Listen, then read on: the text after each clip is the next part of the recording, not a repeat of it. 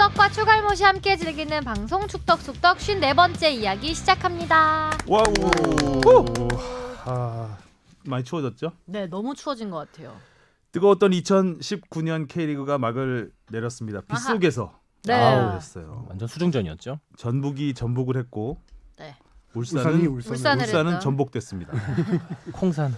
포항의 고춧가루는 울산에게 너무 매웠고 또 미웠습니다. 네. 오늘도 K리그 소식을 중심으로 이야기 나눠보겠습니다. 제 옆에 주바페 나와 있습니다. 네, 안녕하세요. 주바페 아나운서 주시은입니다. 주바페는 12월에 네. 휴가 간다면서요? 네. 지금 얘기해요. 이렇게 공식적으로요. 네, 어디로 가요? 왜 이렇게 12월에. 그건 아직 이런 소식은 비공개에서 축덕에서 살짝씩 흘려줘야. 여기다 청취자분들이. 얘기하면 공개되는 거 아니에요? 여기는 어제 공개 같은 비공개, 비공개 이미 같은 공개. 스포츠팀에는 그 김영성 부장님께서는 알고 계십니다. 어디 가는지? 아니요. 날짜만. 날짜 비공개예요, 날짜가? 날짜 아니요. 일천 공개. 날짜가 언제부터지? 주말을 끼고 간다는 네, 얘기구나. 주말을 끼고 가서 뉴스 못해서. 그 20일부터 가요. 12월 딱 일주일. 12월. 크리스마스 끼고 가는구나. 네, 그게 딱 제가 다른 프로그램 끝나고 폼맥골 끝나고 해가지고. 해외로 가요?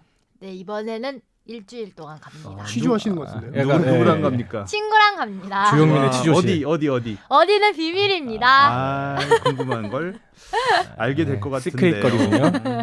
꼬치꼬치 아니, 근데 캐물어서 지난주에- 반드시 알려드리도록 또 하겠습니다. 지난주에 생일이셨어요. 여기 댓글로도 저요? 축하 메시지가 있어요. 매지션 몽키님이 주바페 생일 축하한다고 댓글 감사합니다. 써주셨거든요.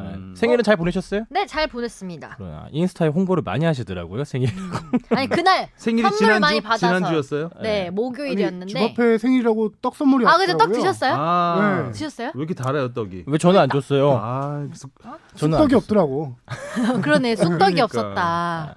너무 그러네. 달아서 하나 먹고 꿀떡만 있었죠. 그러니까 주바페 팬들이 보내준 선물을 우리 스포츠부에 다 하나씩 네, 보냈었죠. 돌렸습니다. 팬들이 보내준 스포츠보다. 네, 거였구나. 팬들이 보내준 거 스티커 생일떡. 하다고. 스티커까지 이렇게 네, 해서 네, 포장해서 와, 생일떡. 애정이 정말 대단한데 어디 가는지 안 가르쳐 준다고요? 네. 그렇습니다. 맛있게 드셨다니 다행이네요. 그러면은 축덕숙덕도 쉬겠네요. 한 번 빠져서 음. 그때 어떻게 할지. 다 같이 한번 쉴까요, 그냥? 크리스마스를 주바페 기념해서. 없으면 의미가 없죠. 쉬어야죠. 크리스마스 이브잖아요. 저희가 예정대로라면 녹음하는 날이. 그래요? 네. 크리스마스가 수요일인가요? 네. 24일 날 하는구나. 네. 그래서 언제 와요, 그러면? 27일 금요일에 와요. 그래야 토요일에 스포츠 뉴스도 하고 하니까. 아하. 한 주를 통으로. 네. 음, 와. 좋겠다. 해외도 가고. 거의 딸내미의 휴가 일정을 묻는 듯한 이 네, 섬세함. 어제는 우리 딸내미 생일이었어요. 진짜 축하합니다. 수능 끝나신 그 딸내미. 네. 그래서 뭐 수능의 결과는 하늘에 맡기고 그렇죠. 자유롭게 네. 지금. 네, 자유로운 영혼이죠. 아마 뭐. 성적이 나올 것 같던데. 곧 나오죠 이번 좋은 주에. 결과 있기를 네. 바랍니다. 뭐 시험은 다 끝났는데 뭐 더 이상 뭐 혹시나 뭐 기적이 또 일어날 수도 있잖아요. 또 뭐 가채점이랑 얼마나 못 봤는지를 알길래 기적이 일어나지. 어디까지 알고 있는 거야. 요새 K리그 막판을 봤더니 기적이란 단어가 너무 많이 나와서. 네. 그렇죠. 기적이 뗀 지는 오래됐고. 네. 자, 시작부터. 엄마. 그다음에 조회수의 노예가 되고 있는 네. 뽕 작가. 이발한 뽕 작가. 네, 뽕 작가 비디오 머그의 뽕 작가 나오셨습니다. 네, 반갑습니다. 어제 거는 좀 조회수가 잘 나와서 기분이 살짝 어제가 좋아요. 뭐였죠? K리그? 네, 최종전에 워낙 해서 관심이 많았으니까. 또 아무래도 가장 눈에 띄는 장면이 김승규 선수의 그 실책 장면이기 때문에 진짜- 그거를 또 보려고 아마 많이 좀 들어오시지 진짜 않았을까. 못 볼 꼴 봤습니다. 저도 라이브로 봤는데 못 볼 꼴 봤다고요. 놀랐어요. 저는 어제 K리그도 K리그였는데 지난주에 그 스스의 박지성 선수가 왔었잖아요. 네. 그래서 진짜 좀 한번 뵙고 싶었는데 제대로 뵙지 못해서 좀 아쉬웠다. 여기 다른 골룸 인턴 PD들은 기다려서 사진도 같이 찍고 갔더라고요. 너무 부러웠어. 기다리지 그랬어요. 저기 사진 찍으신 분 우리 선홍 PD도 찍고, 그러니까 좀 안 기다렸어요? 기다리려고 했는데, 하필 그날이 여자친구랑 200일이어서 200일 100일 챙기고 200일 챙기고 100일마다 한 번씩 우짜겠어요. 그게 또 인생 아니겠어요. 하루만 역시 늦게. 사랑. 그래서 제가 무찌당. 농담으로 하루만 늦게 사귈 거 그런 얘기를 친구들한테 하고 다녔는데 좀 아쉬웠다. 만약에 200일인데 박지성 선수를 기다렸다 사진을 찍었다. 201일은 없었을 거예요. 나쁘지 않은 시나리오인데. 무서워. 없었을 거예요 아마. 네. 조회수님이 가만 놔두지 않을 거예요. 알겠습니다. 조회수의 무찌당. 노예이기 때문에. 자, 회수하기로 하고요. 네. 자, 하성룡 기자는 지난 주말에 정말 뜨거운 K리그의 마지막 경기를 곳곳에서 봤어요. 느끼고 선생님 왔습니다. 관중석에서 하시는 거. 많이- 추운 데서 보고 왔죠. 음. 토요일 날 창원을 갔다가 바로 일요일 날 울산 경기까지. 우승은 전북에서 네. 전주에서 나왔고 1박 2일 하셨겠네요. 몸은 울산에 기사는 전주 경기를 아. 이렇게 썼죠. 좀 웃기더라. 아니 그래서 리포트는 선배님이 분명히 울산인데. 막판에 나오시는데 리포트 그 배경이 울산이야. 울산인데 막 전주 얘기하시고 전북이요. 해가지고 네. 우리 입장에서는 어쩔 수 없죠. 그쵸. 한 곳을 선택해야 되니까 주말 근무를 이렇게 많이 할 수 없는 상황이기 때문에 확률이 높은 곳으로. 확률이 높고 확률보다도 선두인 팀으로 갈 수밖에 네. 없었던 상황이고요. 참 안타. 그날 또 이제 저희가 그- 뭐 트로피처럼 이제 짝퉁 기자를 만들 수는 없기 때문에 그렇죠. 예. 아니, 그것도 원래는 이제 얼굴 나오는 리포트에 얼굴 나오는 거 이제 스탠딩 스탠드업이라고 하잖아요. 그거를 야 그림 좋을 때 시상식 할 때 딱 배경으로 찍자라고 생각하고 원래 대표팀 경기 이럴 때는 하프타임 때 찍는 경우도 많아요. 그래서 하성윤 기자 뒤에서 막 이렇게 눈물이 흐르더라고요. 그래서 비도 아니, 오고. 이번에는 하프타임 때 찍을 필요 없습니다. 시상식 때 딱 찍겠습니다라고 하고 있는데 3대1 되는 순간 급하게 내려가서 바로 경기 중에 찍었었죠. 그것도 시상식이 없으니까. 또 울산 경기가 그 늦게 끝났잖아요, 더. 그렇죠. 예. 네, 전주가 맞아요. 더 빨리 끝났고. 네, 한 1, 2분 정도 음. 차이 났던 것 같아요. 그때 좀 팬들 반응은 어땠어요? 세 번째 골 먹히고 나서는 집에 돌아가시는 분도 많았다고 중계에서 나오던데. 많았습니다. 뭐, 네. 진짜 많이 빠져나가시더라고요. 그리고 경기 중간에 2대1로 지고 있을 때는 저 정신 차려 울산이라는 울산 서포터즈가 외치는 소리도 많이 들렸고요. 근데 그날 경기가 네 뒤에 가서 얘기하죠. 할 말 하. 아니, 거기서 제일 재밌었던 장면은 그러니까 김승규 선수가 스로인 실책 네. 실수한 그 포항 그 서포터즈 응원단석에서 네. 플래카드. 네. 아니, 좀 너무 개인적으로 많이 너무하다 싶을 정도로 굉장히 많이 아우. 아팠을 것 같고 네. 또 이런 게 한국 축구에 이런 더비가 있구나. 동해안 더비는 사실 물론 그쪽에서는 굉장히 치열하지만 전체적인 K리그에서 봤을 때 아주 주목할 만한 더비까지 그 수준까지는 올라오지 못했잖아요. 뭐 서울과 전북이라든가 뭐 수원 삼성과 서울이라든가 네. 이런 그 더비처럼 근데 그 동해안 더비가 이번을 계기로 정말 올 시즌 최고의 더비가 굉장히 아니었나. 강렬한 네. 인상을 남겼어요. 그러니까 울산이 패를 했는데 이제 이번 경기 하기 전까지 4패 중에 2패가 포항의 경기였고 이번에 또 패를 하나 더 추가시켰으니까 진짜 어떻게 보면 인간 상성 같은 그런 관계가 만들어지지 않았나. 아니 무승부만 했. 네. 네, 그렇습니다. 일단 뭐 K리그 할말 한. 얘기는 네, 좀 좀 이따가 이따가. 하기도 하고요. 네. 그리고 이번 주에도 캐시가 후원이 들어왔어요. 들어왔어. 아우, 아 넘버 65님으로 추천. 연말이 따뜻하겠는데요. 넘버 65 네. 아이크인가요? 그거 어떻게 읽어야 되죠? 글쎄요. 아마 이니셜 아닐까라는 저희가 생각. 카드를 안 받기 아, 때문에 용균? 캐시로 계속 받고 있습니다. 200 캐시 200 캐시 주셨어요? 들어왔습니다. 감사합니다. 200일 기념해서 200일인 줄 알고 와, 200 소름! 캐시를 혹시 여자친구 아니에요? 슬기야. 여자친구가 65년생 아니죠? 아 진짜 이런 우연이. 어머니 뻘인데요. 넘버 65라서. 뽕 작가 네. 차명 아이디 아니야? 그러니까요. 이 이거. 200일 얘기 미리 꺼내놓고 큰 저번에 그림 그럼 그린 거 아니야? 100 캐시는 100일이라서 이렇게 되나요? 그 우리가 100일은 다른 지금까지 사람이었나? 합쳐서 3,300 캐시 되겠습니다. 우와. 야, 많이 쌓였다. 그러게요. 그렇습니다. 그리고 매지션 몽키님이 주바페 생일 축하해요 네, 하고 감사합니다. 보내주셨고요. 네. 이분 아니죠? 그 떡 보내신 분. 아닐 것 같습니다. 아. 제가 근데 닉네임은 다 아는 모르고 분이- 몰라요. 떡이 그냥 오는 거예요 회사로. 팬클럽에서 하는 거 아니에요? 뭐 그렇게 뭔가 한 분이 다 하시는 게 아니 아니라? 모여서 돈을 걷어서 해주시는 것 같아요. 이제 너무 달아서 저는 제가 단 걸 별로 안 좋아하거든요. 아. 그래서 처음에 너무 이쁘게 생긴 거예요 떡이. 그래서 막 기달리고 꼬달리고 그죠? 네, 그 떡을 한 입 먹었는데 설탕을 베어 무는 듯한. 그게 안에 잼인가 뭐가 들어서 더 다르죠. 너무 달아서 그리고 그 다음에 떡을 한 입 더 근데 물었더니 그거 꿀떡. 꿀이 그냥 팍 터지는. 정말. 달- 주바페 달달함에- 팬분들이 들으면 이거 먹으라고 드렸는데 이거 부평만 하고 이거 아니요, 그렇게 다른 생각하시는 거 분들은 다 아니에요? 맛있게 드셨죠? 모르겠어요, 저. 아니 하 기자님은 그 뭐지 문자 주셨어요. 잘 잘 먹었다고. 먹었다고. 네. 떡 잘 먹었다고. 네, 친절해. 그렇습니다. 저는 저렇게 자상함이 좀 부족한 부분이 약간 있어요. 알겠습니다. 자, 그러면 먼저 네. 질문을 받아볼까요? 들어보겠습니다. 무엇이든 물어보세요. 아, 앙. 네, 이정찬의 원팀 리더십 책 보유자님이 또 보내주셨어요. 꼭 이정찬 없을 때, 그렇죠. 나중에 있을 때 좀 제가 기다렸다가 올릴 걸 질투가 그랬나요? 아주 우리가 질문이 많으면 좀 한 주 미룰 수 있는데 이번 주에 질문이 별로 없어서 아, 네. 이정찬의 원팀 리더십 네, 왜 또 계속 보내주시지 않을까요? 네. 이러면은 또 선물로 받으셨다는 거 알고 있고요. 네. 다 안 읽었다는 것도 알고 있습니다. 하고 하성룡 기자님은 이제 노트북 밑에 깔려 있다까지. 그렇습니다. 질문이 있어서 또 보내주셨는데요. K리그 운영에 관련해서 궁금한 게 있습니다. K리그2는 10팀이라서 한 팀이 팀당 공평하게 홈 2번, 원정 2번 이렇게 총 4번 상대하면 총 36경기가 딱 떨어지잖아요. 근데 K리그1은 33라운드까지 한 팀을 3번 상대한 후 파이널 라운드에서 상위 스플릿과 하위 스플릿으로 나눠서 파이널 라운드 5라운드를 더 치르는 방식이잖아요. 그럼 이때 K리그1에선 이걸 어떤 기준으로 홈 원정을 배분하나요?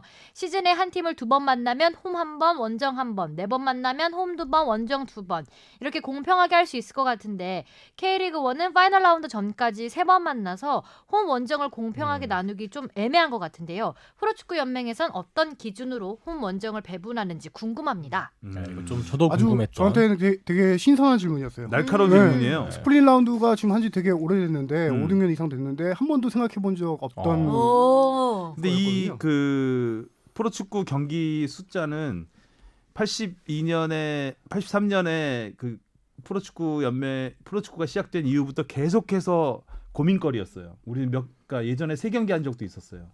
1년에 그냥 3경기 딱. 그래서 홈앤 어웨이하고 중립 경기라고 해서 서울에서 했어요. 초반에는 그렇게 한 적도 있었고 여러 번의 시도가 있었는데 스플릿 라운드를 하면서 이제 이 방식이 정착이 된 거거든요. 방금 주마페 표정 보셨어요? 3경기 한 시즌이 3경기 이 느낌의 표정이었어요. 맞아요. 팀당. 팀당. 네, 저 맞대결. 그 다음에 이해했어요. 3경기 3판 2선승? 표정을 딱 보고 있었는데 약간 그런 느낌이더라고. 3경기 하다가 아 하고 알아들었어요. 자 대답해 주시죠. 웃지 마시고. 뭐 33경기인데 그러네, 어떻게 나누지? 답변부터 말씀드리면은 이거는 기준이 따로 있는 게 아니고요. 컴퓨터가 자동 배정합니다. 아 그래요? 의외네. 이 경기 배정을 컴퓨터가 하는데 사다리 타기 33경기다 네. 보면은 어느 팀은 홈 경기를 17번 하게 되는 경우가 있고 어느 팀은 16번 하는 경우가 있어요. 홀수다 보니까. 네. 그런 것도 다 컴퓨터로 배정이 돼요. 아 저는 당연하게 이제 좀 그 순위가 높은 팀한테 우선권을 주지 않을까라고 생각을 했는데 또 그게 아니었네요. 정말 공평하다. 근데 그 대신 어떻게 이제 보면. 파이널 공평한가요? 컴퓨터가 너무 운에 맡기는 거 아닌가요? 공평하려면 홈앤드 네, 어웨이가 AI가 공평한 것이고 알파고 한 팀은 손해를 볼 수밖에 그렇죠. 손해 보는 그렇죠, 팀이 손해 나올 보죠. 수밖에 없는 없는 거죠. 구조잖아요. 그렇죠. 그래서 이제 파이널 A, B로 나눠지잖아요. 나눠지게 될 경우 그 이제 해당 팀 간 매치업에서 홈 경기를 2경기를 했다. 그러면은 이 파이널 라운드를 또 역시 컴퓨터로 이 라인업을 돌리는데 그 당시 변수를 설정을 하죠. 이 팀은 이제 이 팀의 맞대결에서는 홈 경기를 많이 한 팀은 무조건 홈 경기가 안 된다. 이런 변수를 책정해 놓고 어웨이로 돌리는 거죠. 근데 어쩔 수 없이 아까 말했다시피 17경기 하는 팀이 있고 16경기 하는 팀이 있는데 파이널 A, B가 그 해당 시즌에 따라서 성적에 따라서 갈려지잖아요. 어쩔 수 없이 한 팀은 이렇게 차이가 있는데도 못 만나는 팀이 있어요. 그러겠죠. 예를 들어 울산하고 아래 수원하고 붙는데 예를 들어서 울산이 홈 2번 했고 수원이 홈을 1번 했는데 파이널에서 안 만나요. 그래서 수원이 만약에 홈 경기를 16경기 했다. 근데 이런 팀이 또 한 팀이 있다. 16경기를 한 팀이 있다. 그러면 파이널 라운드에서 결국 홈 경기 수를 18경기 못 채우고 못 채우네. 네. 아, 그런 변수가 그러니까 있죠. 손해를 보는 팀이 생길 수밖에 없는 구조죠. 상황이고. 심지어 또 많이 하는 팀은 19경기까지 하는 팀도 있고. 아 홈에서만. 네, 그렇죠. 그래도 큰 최대 불만이 없는 거 그렇죠. 보면 컴퓨터 배정이다 보니까 어쩔 수 아. 없죠. 야구 같은 경우도 컴퓨터 배정을 하는데 일정을 짤 때 야구 같은 경우는 이제 이동 거리를 많이 봐요. 그러니까 지방에 있는 팀들은 아무래도 이동 거리들이 좀 많잖아요. 그래서 예전에 한번 효과음을 자동. 컴퓨터 저 핸드폰까지 알아듣네. 실이 켜진 줄 알았어요. 그래서 이제 예전에 한번 롯데였던 것 같은데 그 배정에 대해서 이동 거리가 우리가 너무 많다. 이의를 제기했나요? 그러니까 왜냐하면 야구는 이제 일주일에 계속 이동을 하잖아요. 3경기하고 이동하고 계속 이동을 하기 때문에 그 이동 시간이 예를 들어서 그러니까 서울로 올라오면 서울 근처에 있는 팀들하고 원정을 쫙 한번 돌고 내려가면은 가장 좋잖아요. 지방 팀의 경우에는. 근데 그게 아니고 뭐 서울 갔다가 또 광주 다시 지방 갔다가 갔다 이렇게. 다시 부산 갔다가 다시 대전 갔다 이렇게 일정이 짜이면은 이동 거리가 아니라 이동 그 시간과 휴식 시간에서 굉장히 큰 손해를 보기 때문에 야구 같은 경우는 이제 경기가 많아서 예전에 한번 롯데가 이의를 제기해서 다시 한번 돌린 적이 있어요. 그때는 눈에 띄게 피해가 있었던 그 일정이었거든요. 그런 적이 그 있었습니다. 일정도 컴퓨터가 정해요? 네네 그렇죠. 아 그럼 이번에 컴퓨터가 아주 기가 막히게 짰네요 일정을. 그렇죠. 이 일정을 컴퓨터가 짠 거라고요? 이 날짜 대박이다. 배정을요? 와. 컴퓨터. 뭐라 AI 알고 짜네. 이거 저기 진짜- 딥러닝 되는 아, 컴퓨터 오늘- 아니에요? 이번에 그 K리그 미래를 보는 컴퓨터죠. 네. 시상식에서 유상철 감독님이 그 작가가 누군지하고 시나리오 잘 썼다 했는데 시나리오 컴퓨터네. 쓰는 사람이 여기 컴퓨터였네. 있었네. 우리 파고였네 파고. 아, 그렇군요. 네 대단한데. 아무튼 좋은 질문이었고 네. 아주 알찬 정보였던 것 같습니다. 이런 질문 저희도 아주 많이 생각하게 되고요. 좋은 질문 많이 좀 부탁드리겠습니다. 역시 원팀 리더십 책 책 보유자. 보유자 같네요. 네. 그 다음 질문은 이제 질문이라기보다는 그러니까 한 저희의 그 편지 같았어요. 네, 쑥덕거리 중에 한 부분은 이제 개인 생각을 좀 전해 주셨는데 굉장히 길어요. 네. 네, 거의 A4 용지 한 장에 가까운 네, 거의 분량. 그 독후감을 쓰신 것 같은데 그래서 저희가 이제 좀 나름 축약. 축약해서 좀 중요한 부분만 해서 좀 읽어드리도록 하겠습니다. 들어보시고 네. 뭐 공감하시는 분도 있을 것 같고 또 아니라고 생각하시는 분도 있을 것 같은데 또 축구 팬의 한 의견이니까 네. 네. 들어보도록 하겠습니다. 지금까지 읽은 것 중에 제일 긴 것 같아요. 네, 꼭 가다듬으시고요. 네. 한가형님이 보내주셨습니다. 안녕하세요. 1주년 늦었지만 축하드립니다. 편하고 재미있는 방송 해주셔서 감사합니다. 오늘은 그동안 방송을 들으면서 또 평소에 축구에 대한 개인적인 생각을 나눠보려고 메일을 보냅니다. 우리나라 축구가 더 건강하게 성장하기 위해선 저는 축구에 대해 우리 모두가 조금 더 긍정적이게 바라볼 필요가 있다고 생각합니다. 우선 패한 경기에서 늘 게임 종료 후에 올라오는 몇몇 선수의 이름들에 대한 언급을 미디어 측에서 먼저 자제할 필요가 있다고 생각합니다. 왜 항상 패인을 개인에게 모는 건지 당최 이해가 안 가네요. 통계라는 것도 신뢰도는 높지만 과연 타당성이 높은지는 의문입니다. 축구의 모든 분석은 결과론적이기 때문에 경기 후에 나오는 모든 이야기들 중 우리가 오로지 확실하게 얘기할 수 있는 건 단지 당일 경기에 대한 내용뿐인 겁니다. 그 외의 모든 가능성이 담긴 이야기는 순전히 예상일 뿐이지요. 그 예상의 정확도도 사실상 판단이 불가하죠. 동일하게 뛰는 선수들인데 누구는 좋은 이미지 때문에 조금 실수해도 넘어가고 누구는 미디어와 대중이 만든 이미지 때문에 조금만 실수해도 마녀사냥 당하는 이 사태가 하루빨리 멈추길 진심으로 바라는 마음입니다. 한번 쉴게요. 결론적으로 대한민국 축구 국가대표팀이 겪는 부담감을 조금이라도 우리 모두가 이해하고 우리 선수들을 기다려주었으면 합니다. 수없이 많은 축구의 기적을 경험했음에도 불구하고 선수와 감독에 대해 편견을 갖는 건 모순적이라고 생각이 되네요. 그들의 희생을 강요하기보다 적극적으로 지지하는 미디어와 대중들이 많아져서 건강한 축구 문화를 만들어지길 소망하며 글을 마무리하겠습니다. 감사합니다. 나중에 기회가 된다면 시청자분들 중에 선정해서 청취자분들 중에 선정해서 그래요. 같이 방송하는 이벤트도 열어주시면 좋겠어요. 기다리겠습니다. 라고. 네, 감사합니다. 보내주셨습니다. 아나운서 같았어요. 그죠? 어느 꿀꺽? 네, 엉꿀 거. 한번 했어야 했어요. 축구 선수 가족이 보낸 것 같기도 하고요. 되게 진짜 이게 따뜻한 그런데 한국 이야기예요. 축구에 대한 애정이 애정이 서 있어서. 네. 좀 순수하신 분 같아요. 어떻게 생각해요? 이 분의 의견? 근데 저는 그때도 뭐 특정 선수가 음. 누구라고 말하지 않겠지만 늘 거론되는 선수가 있긴 있잖아요. 그 황인범. 아이. 이런 걸 근데- 숨기는 것도 그렇죠. 웃기잖아요. 네. 다 아는데. 근데 이제 그런 게 너무 약간 좀 그쵸. 너무 몰아가는 게 조금은 그 선수의 앞으로 미래에 대해서도 아무리 신경을 안 쓴다고 해도 어느 정도 지장이 있잖아요. 그래서 그런 걸 너무 자극적으로 쓰는 거는 조금 어렵지 않나라는 생각이 들어요. 왜냐하면 이런 축구에 대해서 정말 관심 있고 깊이 있게 아는 분들이 지적하는 것과 단순히 그 기사 하나를 보고 그냥 이렇게 뭔가 휩쓸리듯이 생각하는 사람도 많잖아요. 그쵸. 근데 그런 것들이 너무 무자비하게 흔히 말하는 이제 어그로성 네, 기사들. 그런 거에 너무 무자비하게 노출되는 거는 조금 우려되지 않나라는 생각이 있죠. 맞아요. 언론이 너무 많아요, 우리나라에. 그래서 서로 경쟁하다 보니까 특히 이제 인터넷 쪽에 그런 사례들이 많은데 네. 물론 저희가 전혀 아니라고는 말씀 못 드리겠지만 그러니까 뭐 하나 콕 집어서 하면은 더 확 와닿잖아요. 올라오니까 네. 그쵸. 뭔가 그쵸. 느낌이 확 오죠. 네. 전체적으로 뭉뚱그리면 안 봐요 기사를. 음. 그렇기 때문에 더 점점점 그런 쪽으로 가는 이분이 걱정하시는 그런 네. 쪽으로 이제 언론이 가는 경향이 있는 건 사실입니다. 비판과 비난은 다르니까 음. 조금 그게 조금 경계가. 근데 이제 비판이라고 써붙이고 비난을 하죠. 네. 우리 뽕 작가는 어떻게 생각하세요? 저도 조회수 신경 쓰시니까 맞아. 자극적인 한 헤드라인 억으로 뽑을 수 하시잖아요. 있겠네. 네. 그렇죠. 어그로 한 놈만 팬다 뭐 이거 아닙니까?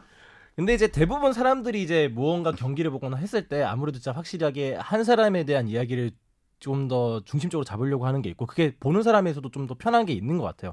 그런 부분에서 어쩔 수 없는 게 있는 것 같고 한편으로는 제가 생각하기에 이제 진짜 막 근거 없이 까는 거는 문제가 있지만 어느 정도 사실 뭐 우리가 뭐 황인범 선수에 대한 비판 뭐 혹은 뭐 또 나왔다. 비난이 있을 수 있긴 하지만 되게 타당한 이유를 대고 얘기하는 게 저는 있다고 생각을 하거든요. 그런 거에 대한 얘기는 오히려 좀 한국 축구에 대한 좀 더 관심과 발전이 될 수도 있는 것 아닌가. 또 그런 얘기가 없으면은 오히려 무관심한 거밖에 안 된다고 생각을 하거든요. 우리가 뭐 이런 말 하면 좀 또 뭐 마음 상처 받으실 분도 있을 수 있겠지만 비인기 스포츠관에 누가 우리가 뭐 어떤 선수가 그렇냐 모르냐 이런 말 아예 안 하잖아요. 그런 거에 축구니까 대해서는 축구니까 네. 가능한 거죠.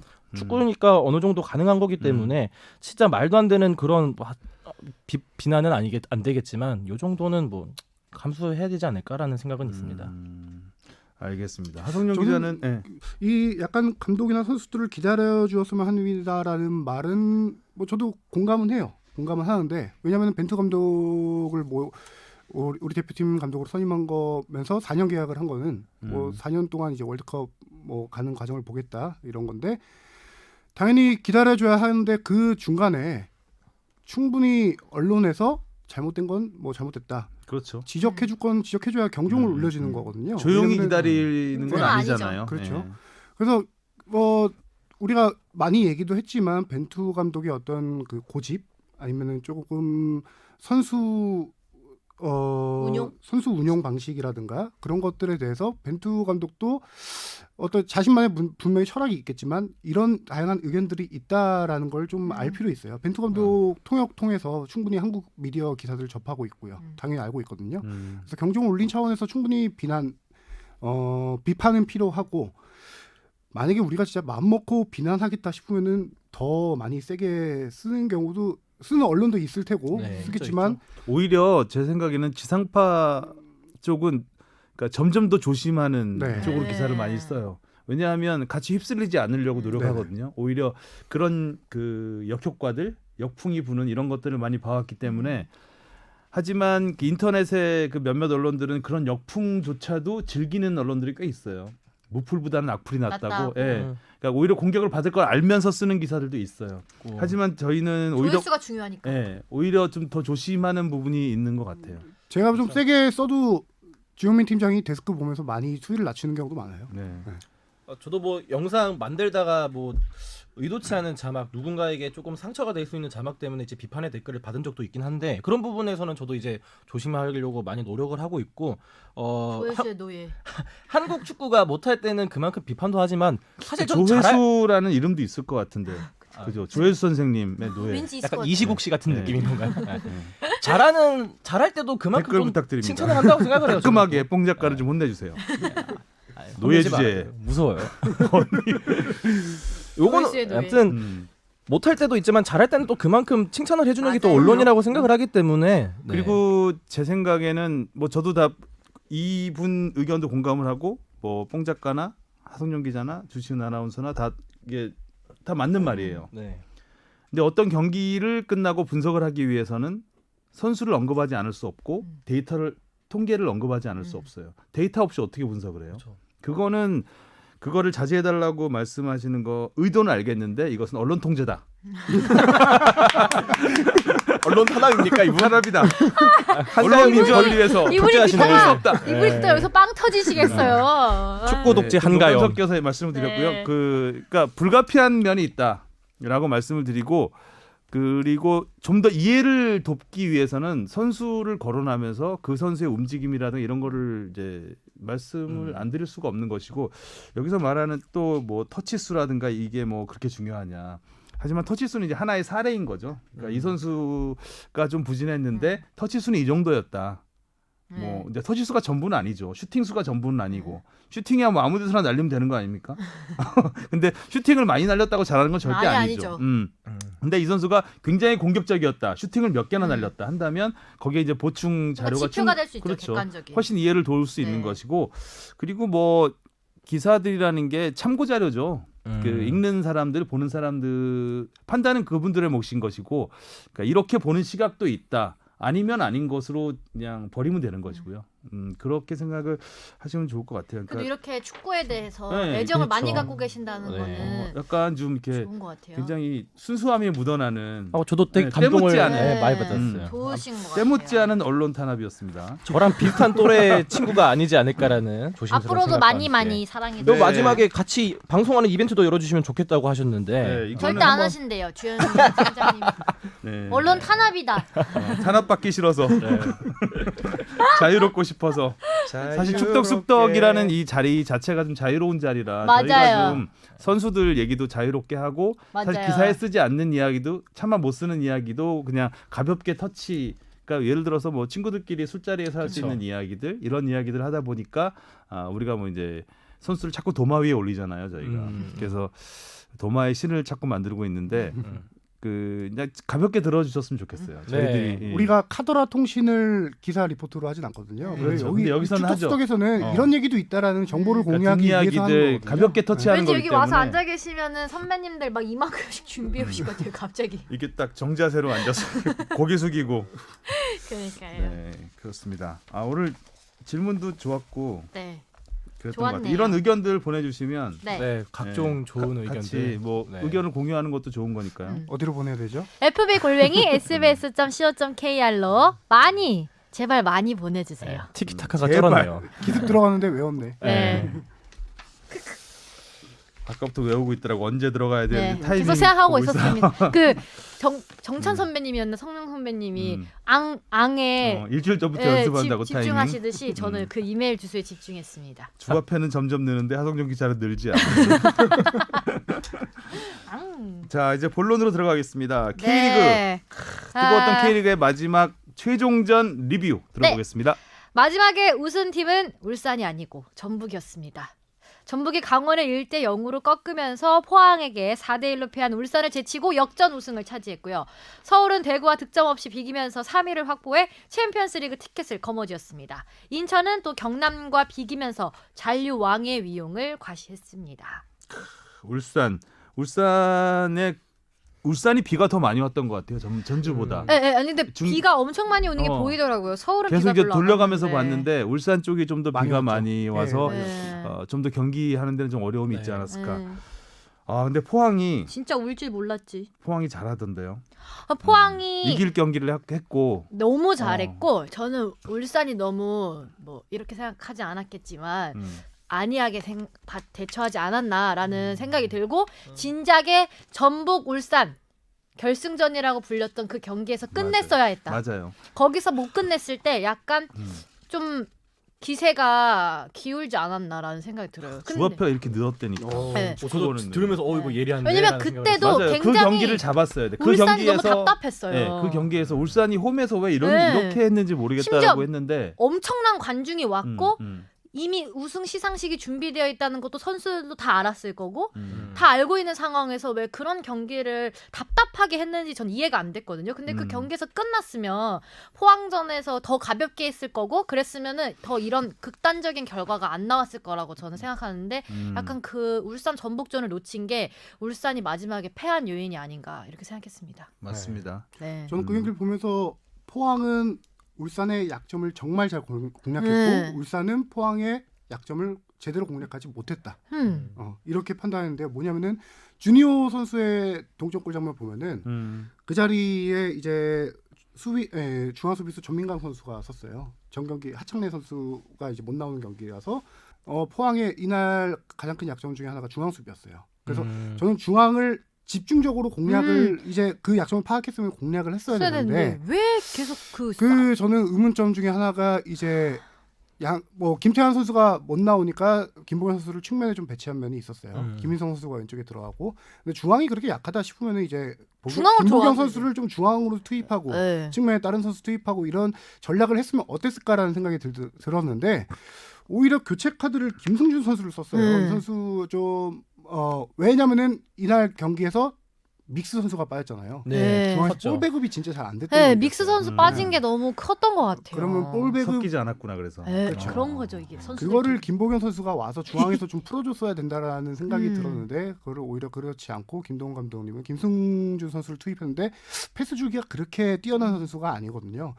울산의 우리 다 알잖아요. 가장 큰 장점 양측면 빠른 공격 네. 수비로 네. 이렇게 가는 공격인데 중앙에서 패스 배급이 안 되니까 그거조차 장점이 안 살아나죠. 네. 음. 반면에 울산은 이제 중앙 미들이 약해진 믹스의 공백을 공략해서 포항은 울산의 그 중앙 미들의 약점을 정확하게 공략해서 패스워크로 측면 잘 풀어가는 딱 약점을 어떻게 누가 공략했냐에 따라서 경기 승패가 갈렸던 경기. 너무 좀 전후반 내내 포항한테 끌려가는 느낌이 강했고 뭔가 이렇게 예전에 울산이랑 대구랑 경기할 때였나요? 그것도 엄청 재밌었어요. 이 공수 전환이 속도가 엄청 빨라서 막 여기 와 있다 여기 와 있다. 근데 울산과 포항의 경기는 계속 울산만 공격당하는 그 모습에 아니 솔직히 무승부만 해도 우승인데 왜 공격도 제대로 못하고 수비도 제대로 못하는 전략을 가지고 나왔는지 이해가 안 되고 동해안 더비는 그만큼 많이 이제 라이벌전이기 때문에 다른 팀 어떤 팀보다 더 상대 팀에 대한 전략을 더 많이 알고 있어야 되는 거 아닌가요? 근데 너무 대처를 못하고 온 게 많아서 조금 실망했어요 보면서. 네. 또 공감을 하는 게 지금 아까 주신 아나운서님이 얘기하면서 님자 그 얘기를 했어요. 했어요. 갑자기. 좀 좀 약간 멋있어 잘했지. 보였어요. 날카롭다고. 날카로웠죠. 분석 잘하는 테크니컬했어요. 노예되려고 그래 지금 주바페 노예까지. 그러니까 공격도 잘 안 되고 수비도 잘 안 됐다 이런 말씀을 하셨는데 좀 그런 컨셉이 좀 모자르지 않았나. 그러니까 뭐 믹스도 너무. 없었고 되게 비오는 날씨에 무승부만 해도 되는 경기. 물론 아니 이제 탭백을 하던가. 그러니까 내려선다고 욕을 많이 먹긴 했었지만 물론 이 경기도 뭐 되게 공격적으로 한 것도 아니긴 했지만 그거에 비해서는 확실하게 좀 컨셉이 좀 불명확하지는 않았나. 어떤 경기를 하려고 갖고 왔는지 좀 의아하지 않았나라는 그리고 생각이 또 드네요. 골들을 보면 포항의 골들은 만들어서 넣은 거잖아요. 네네. 근데 주니어의 골은 완전 거의 개인기로 넣은 거거든요. 김보경의 스루 패스. 네. 칩샷. 딱 한 방에 그냥 넣은 네. 거잖아요. 주니어의 멋진 그러니까 뭔가 슛. 짜임새에 있어서 포항이 앞섰다. 그 짜임새 너무 없었어요. 뭐 하고 온 거지? 그러니까 죄송합니다. 저는 이거를 약간 울산에 왜 이렇게 울산 팬분들도 방금 전에 지금 그 아름다운 댓글을 글을 읽어놓고 아 지금 제가 한 거는 좀 그래도 객관적인 비판이지 않았나요? 가영님 다 그렇게 생각해요. 네, 죄송합니다 울산. 저는 이거를 좀 속상해서요. 한마디로 정리하고 싶은 게 울산의 약간 빅매치 트라우마라고 좀 얘기하고 싶은데요. 대표적인 사례들을 보면 2018년 FA컵 결승에서 대구에 졌던 경기. 그리고 약간 그다음에 빅매치 약간 올 시즌 봐. 일본의 우라와 레즈와 16강 1차전에서 1차전에서 원정에서 맞아요. 2대1로 이기고 맞아요. 홈에서 완전 졌죠. 2차전 키 홈에서 지키려다가 완전히 망했죠. 의문의 수비적 경기 음, 운영으로 3대0 완패를 했었잖아요. 그럼 또 네. 템백도 잘- 그래서 하성룡 기자가 그때 쫄보 축구라는 그쵸. 글 그때 울산 썼잖아요. 얘기했었는데 이게 참 근데 약간 울산 진짜 빅매치 트라우마가 있나 봐요. 그런 그러게요. 느낌이 들어요. 사실 이제 비교도 되는 경기가 제일 어렵거든요. 작전을 짜기가. 그쵸. 수비적으로 가기도 그렇고 공격적으로 가기도 그렇고. 아 근데 선제골 먹을 때 예. 에이, 그래서 거기서 이제 감독의 그 멘탈 에이지요? 너무 조진다. 언제 이런 글이 읽었냐는 듯이 1년간 지금 축덕 중에서 격려 가장 좀 지금 해주고 긍정적으로 좀 격려를 하자고 아니, 하니까. 그러면 또 너무 전북 팬들이 음. 너무 울산만 응원한 게 아닌가 이렇게 오해하실까봐 아니, 말씀드리는데 내년 품맥골 때 울산 클럽버스 안 가요? KBK 어떻게 보려고 아니 그게 아니에요. 전북 팬이 또 오히려 너무 제가 울산이 우승 못한 거에 대해서 그 되게 아쉬워한다라고 생각하실까 울산 얘기하면서 얼굴은 웃는 상인데. 그런데 아니 약간 이제 전북이 너무 많이 우승해서 이제 뭔가 새로운 그림이 나오나 했는데 그렇습니다. 네. 울산에 대한 비판은 여기까지 하고요. 죄송합니다. 저만 혼자 이 전북에 대한 비판한 거 칭찬으로 가보죠 이제. 아니에요? 저만 비판한 거 아니에요? 근데 전북과 강원의 경기는 너무 치열하더라고요. 네. 마치 네. 결승전 같은 느낌. 맞아. 오히려 울산 포항보다 더 격렬했던 경기였던 것 같아요. 강원이 굉장히 저항이 심했고 역시 강원이 전북이 이기긴 했지만 그 프리킥 상황에서 딱 한 골 넣어서 이겼는데 강원이 정말 세게 붙더라고요. 그래서 두 팀이 경고가 7장이 나왔어요. 맞아요. 몸싸움도 많이 일어났고 신경전도 많이 벌어졌었죠. 굉장히 거칠었던 경기고. 김진수 선수 역시 반응이 또 전북- 핫한 게 있었고. 전북이 마지막 한 10분 정도 지키는데 정말 혼쭐이 네. 났어요. 맞아요. 약간 내려섰거든요. 한 20분 정도 남겨놓고 내려서니까 완전 강원이 몰아치는데 네. 정말 진짜 실점 위기 넘길 때 네. 벤치에 있던 이동국 선수 환하게 웃는 모습 막 진짜 막 가슴을 쓸어내는 표정 그런 게 나오더라고요. 그러니까 포항 강원 그러니까 이 경기를 짠 우리 컴퓨터 친구가 대단하지 컴군. 대단하지 오늘 않나? 공로상 그분한테 드리는 네, 걸로. 대단하지 않나라는 MVP. 생각이 드네요. 근데 저는 그 인천도 우리가 말로 뭐 어떤 통계적으로 설명할 수 없는 잔류 DNA가 있다라고 했잖아요. 전북도 어느 정도 그 우승 DNA 그러니까 선수들이 어느 정도 시즌 내내 기복은 있었지만 어느 정도 이 그 우승 가는 과정에서는 큰 경기에서 흔들리지 않는 이런 굳은 그 멘탈 이런 게 확실하게 우승 경험을 토대로 있는 것 같아요. 참 그래서 그치? 그 우승 DNA 하니까 또 이번에 재미있었던 그 결과가 울산은 이번에 이제 8번째 준우승을 하면서 K리그1 최다 준우승 팀이 됐고 전북은 3연속 일곱 우승을 번째 하면서 K리그 우승. 최다 타이를 이뤘는데 성남 1화에 이어서 네, 두 참, 번째. 통산 7번째 우승이고요. 준우승만 8번째 이것도 참 아픈 기록입니다. 또 6년 전에 지난주에도 얘기를 했지만 포항한테 12월 1일 날 그 12월 1일을 지우고 싶을 것 같아요. 통안에 그 극장골을 그날 얻어맞고 축구하면 안 되겠어. 그때도 역전 당해가지고 선두였다가 준우승을 했거든요. 그렇죠. 그때 딱 포항이 정말 미울 것 같아요. 6년 전에 과메기 경기를 절대 안 먹을 것 뛰었던 같아요. 울산에서. 김승규 선수였는데 딱 그 또 김승규 선수가 사실 그때 마지막에 그 그러니까 6년 전에도 골을 먹힐 때 볼 처리가 조금 미흡했었거든요. 아쉬웠었던 게 있었는데 프리킥 상황에서 이제 네네네 혼전 뭐 상황이었고 혼전 상황이었으니까.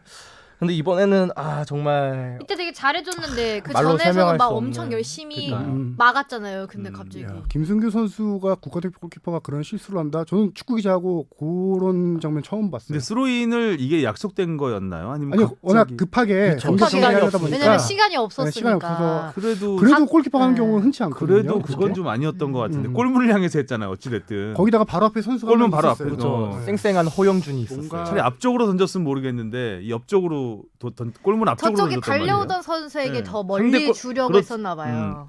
장갑을 끼고 하다 보니까 힘 조절이 좀 안 됐을 네. 수도 있고. 의도는 알겠는데 비도 많이 오고. 그거는 굉장히 위험하고 무모한 이건 설명이 안 행동이었던 돼요. 것 같아요. 뭔가 쉬었다라는 까봐야- 것밖에 설명이 안 되는 것 같아요. 또 울산 비판을 하고 있네요. 우리가 전북 칭찬하자고 했는데 어쨌든 이런 트라우마에서 네. 벗어나서 마지막 경기에서 참 전북이 어쨌든 네. 전북은 전북 가족 올 시즌에 지난해보다는 확실히 약해진 전력이었잖아요. 네. 김신욱 없고 김민재 김민재 없고 없고. 또 호사까지 부상이고 시즌 아웃 용병은 되면서. 사실 로페즈 한 명으로 뛴 거예요. 네네. 그렇죠. 문선민이 이제 들어와서 잘해주긴 했지만 그런 상황에서 어찌됐든 그냥 꾸역꾸역 우승을 할 수 있는 이것이 바로 저력이 아닐까. 신기한 것 같아요. 네. 내년에 더 흥미진진한 K리그가 되길 바라면서 어제 대상 시상식에서 모라이스 감독이 좀 재밌는 얘기를 했어요. 그 무리뉴 감독한테 이제 축하 영상 메시지가 왔다라고 소개를 하면서 했는데 그 무리뉴 감독이 이 한국에서 우승을 발판으로 이제 세계적인 감독이 되라라고 이제 칭찬을 해준 거죠. 그때 본인이 답변을 뭐라고 했냐라고 하면은 당신이 있는 한 내가 세계 최고의 감독이 될 수 없다. 와. 친구들끼리 뭐 아시아에서- 잘났다 너 잘났다 난리 아시아에서 났네. 최고의 감독이 되보도록 노력하겠다. 그렇게 둘이 하더라고요. 뭐야? 뭐라는 거야, 모라이스? 그러니까. 도대체 무리뉴가 좋아한다. 무리하네. 그러니까 아. 뭐 하는 거야? 멋지기까지 하면 어떻게 하겠다는 겁니까 지금? 그래서 아쉬웠던 건 무리뉴 저기 그 영상 좀 공개해주지 안 한다고 하더라고요. 그 짤 같은 건 돌아다니던데요. 짤은 돌았는데 그 이후에 네. 이제 이게 공개적으로 너무 이게 카메라 파장이 앞에서 커지니까 그러니까 ENG 카메라 앞에서 한번 꺼내서 보여달라고 카메라 앞에서 했는데 안 보여달라고 보여줬대요. 했는데 안 하더라고. 아마 모라이스 쫄보. 감독님도 약간 쫄보니까 쫄보라고요? 포르투갈 쫄보. 내 친구가 포졸. 무리뉴야.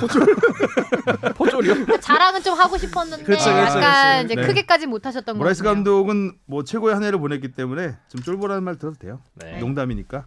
네. 모라이스 감독이 2014년 사우디 알샤밥 감독 시절에 슈퍼컵에서 한번 우승을 했었어요. 근데 이거는 단판 승부였기 때문에 한 리그 전체를 통틀어서 사실 모라이스 감독이 거의 무리뉴의 그늘에 가려 있었잖아요. 네. 굉장히 오랜 기간 동안 무리뉴를 보조하면서 수석 코치를 해왔기 때문에 자기가 직접 지휘봉을 잡고 리그에서 우승을 한 건 아마 본인 입장에서는 굉장히 감격스러울 것 같아요. 제가 시즌 초반에 했던 얘기가 있어요. 모라이스 감독 선임 됐을 때 이 감독의 프로필을 쫙 보면서 추덕수덕해서 얘기했던 게 코치로서는 최고였다. 무리뉴 사단에서 무리뉴 감독을 보자면서 코치로 많은 우승 경험을 했는데 이제 뭐 리그라든가 감독으로서 이런 우승 경험은 없다. 아까 뭐 슈퍼컵은 리그가 아니잖아요. 네. 그래서 그 우승하지 못한 경험이 뭐 발목을 잡을 수도 있다라는 전망을 했었는데 취소. 아유, 뭔 얘기 간사한 취소였어. 무슨 말이 나오나 기다리고 있었는데 취소가 나오네요. 약간 어쨌건 얄미웠어요. 우승했으니 네. 네. 축하드립니다.